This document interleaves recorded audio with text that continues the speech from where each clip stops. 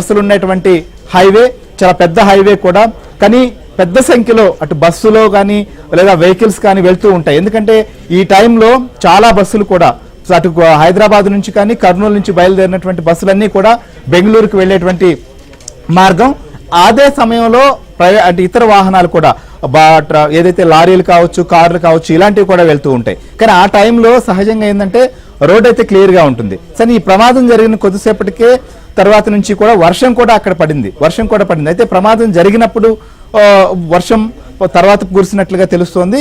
So అదే టైంలో ఉంటే కొంత ప్రమాదం తగ్గేదేమో. మొత్తానికైతే మాత్రం ఆ బస్సు సంబంధించినటువంటి ప్రమాదం జరగడానికి ప్రధాన కారణం బైకును ఢీకొనడం, ఆ బైక్కు మంటలు వ్యాపించడంతో ఒక్కసారిగా బస్సు కూడా కాలిపోయినటువంటి పరిస్థితి. సో అలా క్రమంగా ఒక ప్రమాదం జరిగినటువంటి వెంటనే కూడా పూర్తిగా మంటలు మొత్తం బస్సుకు వ్యాపించడానికి కొంత సమయం పడుతుంది. కానీ ఇది ఏసీ బస్సు కావడంతో ఒక్కసారిగా మొత్తం స్ప్రెడ్ అయినట్లుగా తెలుస్తోంది. స్ప్రెడ్ అయిన తర్వాత పొగ ఫస్ట్ వచ్చినప్పటికీ ఆ కొంత మెలకువలో ఉన్నటువంటి వారు, ఏదో ప్రమాదం జరిగిందని గ్రహించినటువంటి వారు, లేదా అక్కడ సెకండ్ డ్రైవర్ కానీ మిగిలినటువంటి వాళ్ళు ఎవరన్నా అలర్ట్ చేస్తే వాళ్ళు కొంతవరకు దూకగలిగారు బస్సులో నుంచి అద్దాలు బ్రేక్ చేసి. కానీ మిగిలినటువంటి వాళ్ళు రాలేనటువంటి పరిస్థితి. సో ఆ మార్గంలో వెళ్తున్నటువంటి కొంతమంది కూడా కొన్ని అద్దాలు కూడా పగలగొట్టి కొంతమందిని కాపాడేటువంటి ప్రయత్నం చేసినారు. కానీ మొత్తం ఉన్నటువంటి వారు బయటికి రాలేనటువంటి పరిస్థితి మాత్రం అనేది అర్థమవుతుంది. అందుకోసమనే ఈ ప్రమాదంలో ఇంత పెద్ద సంఖ్యలోనే మృతుల సంఖ్య ఉంటుంది అనేది మనకు తెలుస్తోంది. ఎస్పీ కావచ్చు లేదా మిగిలినటువంటి జిల్లా యంత్రాంగం కూడా అక్కడికి చేరుకున్నారు. వారు కూడా ఈ నెంబర్ విషయంలో చెప్పేదానికి కొంత సంశయిస్తున్నారు. దాదాపు 20 మందికి పైగా మృతి చెంది ఉంటారు అనేది మాత్రం ప్రాథమికంగా అందుతున్నటువంటి సమాచారం. మృతుల సంఖ్య పైన మనకు ఖచ్చితంగా సమాచారం రావాల్సి ఉంది. సో ప్రమాద సమయంలో ప్రయాణికులైతే మాత్రం 39 మంది వరకు ఉన్నారు అనేది ఇప్పటి వరకు అందుతున్నటువంటి సమాచారం. వారిలో 12 మందికి మాత్రమే స్వల్ప గాయాలు అయ్యాయి. సో వారందరూ కూడా గాయాలైనటువంటి నవీన్ కుమార్, అఖిల్, జస్మిత, అకీరా, రమేష్, జయసూర్య, సుబ్రహ్మణ్యం, రామిరెడ్డి, వేణుగోపాల్ రెడ్డి, సత్యనారాయణ, శ్రీలక్ష్మి వీరందరూ కూడా కర్నూలులో చికిత్స పొందుతున్నారు. వీరందరూ కూడా సేఫ్. ఈ ఏదైతే నేను లిస్టు చదివానో ఆ పేర్లు ప్రయాణిస్తున్నటువంటి ప్రయాణికులందరికీ కూడా సేఫ్ అని మాత్రం చెప్పొచ్చు.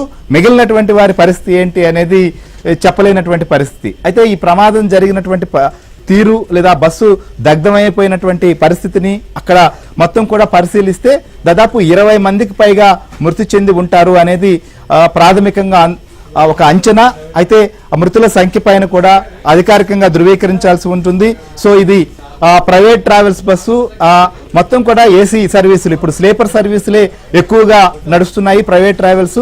ఈ స్లీపర్ సర్వీసులో కింద పైన కూడా సీట్లు ఉన్నటువంటి పరిస్థితి కాబట్టి ఈ ప్రమాదానికి సంబంధించినటువంటి ఘటనలో కూడా కొంతమంది కింద సీట్లలో ఉన్నటువంటి వారు, పైన సీట్లలో ఉన్నటువంటి వారు కొంతమంది మాత్రమే ఆ అద్దాలు బ్రేక్ చేసుకుని బయటికి రాగలిగారు.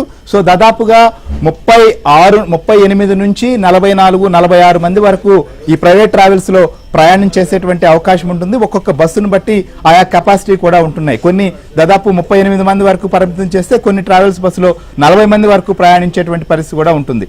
సో అయితే ఈ ప్రమాదంలో మృతి చెందినటువంటి వారు ఎవరు, వారికి సంబంధించినటువంటి వివరాలు ఏంటి అనేది సేకరిస్తున్నారు. అయితే ఈ ట్రావెల్స్ బుకింగ్ జరిగినటువంటిది ఆన్లైన్ ద్వారా కొంతమంది బుక్ చేసుకున్నారు. కొంతమంది ట్రావెల్స్ ఆఫీస్ నుంచి కూడా ఏజెంట్ల ద్వారా బుక్ చేసుకున్నట్లుగా తెలుస్తోంది.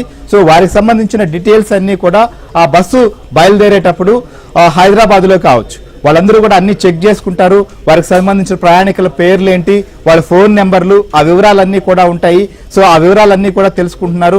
ఎక్కువ మంది హైదరాబాద్ నుంచి బయలుదేరినటువంటి వారు ఈ ప్రమాదంలో చిక్కుకున్నారు. సో ఇప్పుడు గాయపడ్డ వారు కానీ మృతి చెందినటువంటి వారు కానీ హైదరాబాద్ నుంచి బయలుదేరి బెంగళూరుకు వెళ్తున్నటువంటి వారే ఎక్కువ మందిగా ఉన్నట్లుగా తెలుస్తోంది. వారికి సంబంధించినటువంటి పూర్తి అప్డేట్ కూడా తెలియాల్సి ఉంది.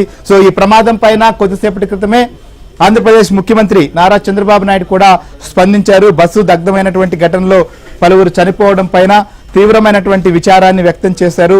ప్రమాద ఘటనను దుబాయ్ పర్యటనలో ఉన్నటువంటి ముఖ్యమంత్రి తెలుసుకోవడం, అధికారులతో కూడా ఆయన మాట్లాడారు. సిఎస్ తో పాటు ఇతర ఉన్నతాధికారులతో మాట్లాడి వెంటనే సహాయక చర్యల్లో నిమగ్నం కావాలని చెప్పి ముఖ్యమంత్రి చంద్రబాబు నాయుడు అధికారులను కూడా ఆదేశించినటువంటి పరిస్థితి. అధికార యంత్రాంగం కూడా ప్రస్తుతం ఈ ప్రమాదానికి సంబంధించిన ఘటన